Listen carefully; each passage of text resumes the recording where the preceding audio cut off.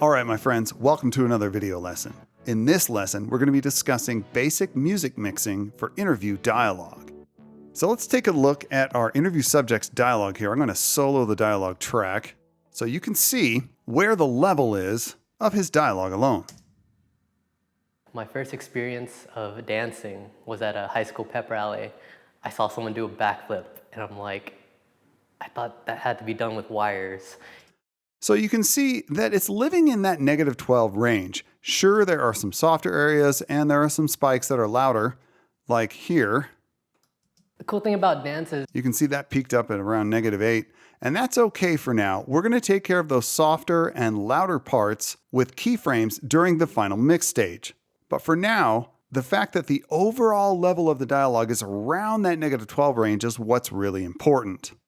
So moving on to the music here, you'll remember that we gained it down to around the -12 area in the last lesson. So let's take a listen to that. There it is, right in that -12 pocket. So you can see that I've got some keyframes in here. And what I'm doing is dipping down underneath my interview subject's dialogue and then bringing the level of the music back up with keyframes after he finishes delivering his piece. So let's take a listen and see what that sounds like. my first experience of dancing was at a high school pep. So if you'll notice, the music dips down to a level to underpin and support what he's saying without competing with that dialogue at all. And the other thing I'd like you to notice is the timing of this. When the dip actually begins to occur and when it ends.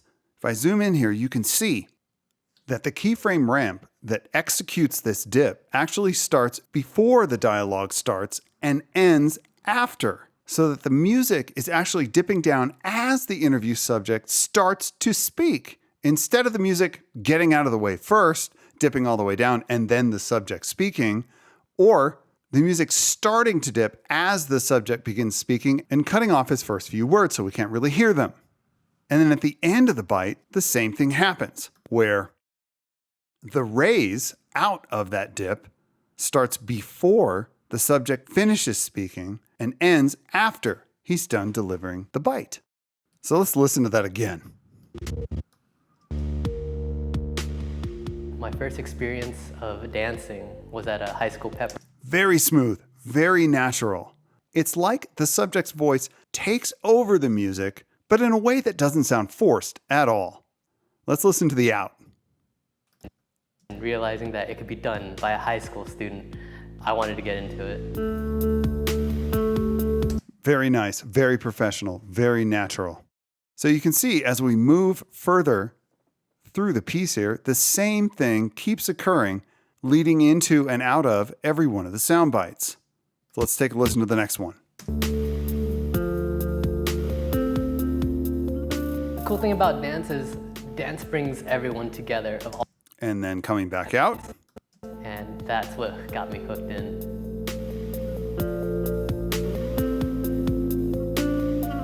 There have been times where... And then the same thing starts happening again there.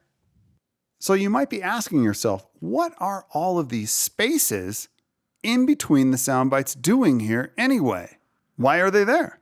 Why aren't the sound bites all butted up against each other?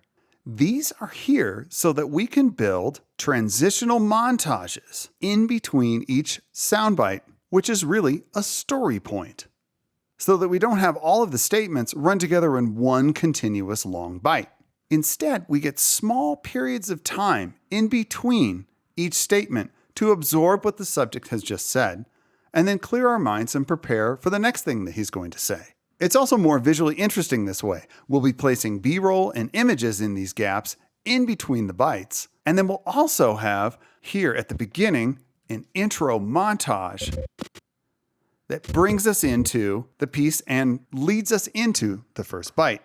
And then toward the end of the piece here, you can see we've got a little bit of music. Let me compress this track just a little bit.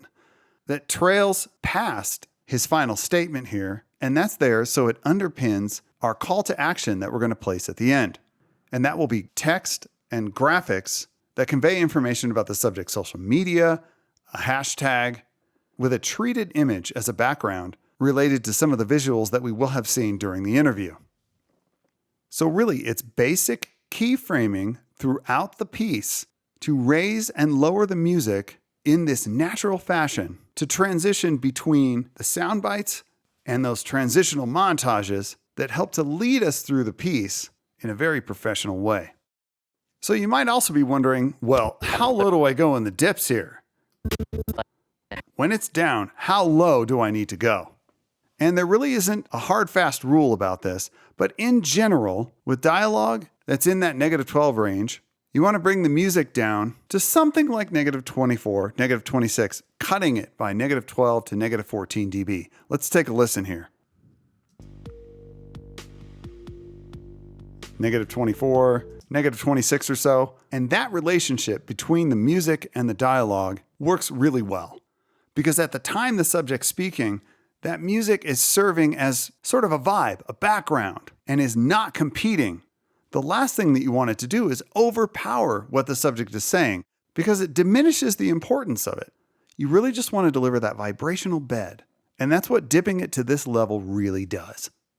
So concentrate on getting your keyframing here, beginning before and ending after those soundbite beginning and ending points, and just ebb and flow your way through the entire piece. Now you can see at edit cut points here, where we've edited pieces of the song together, I can't just have one keyframe on one side of the cut and another on the other side of the cut and have the ramp go between. I actually have to place additional keyframes at the cut point to make that ramp happen up to the cut point and then continue on after to that final raised keyframe. And that's a little more difficult, admittedly, but I know you guys can handle it. All right, my friends, that is basic music mixing for interview dialogue. And that does it for this video lesson. I'll see you again in the next one.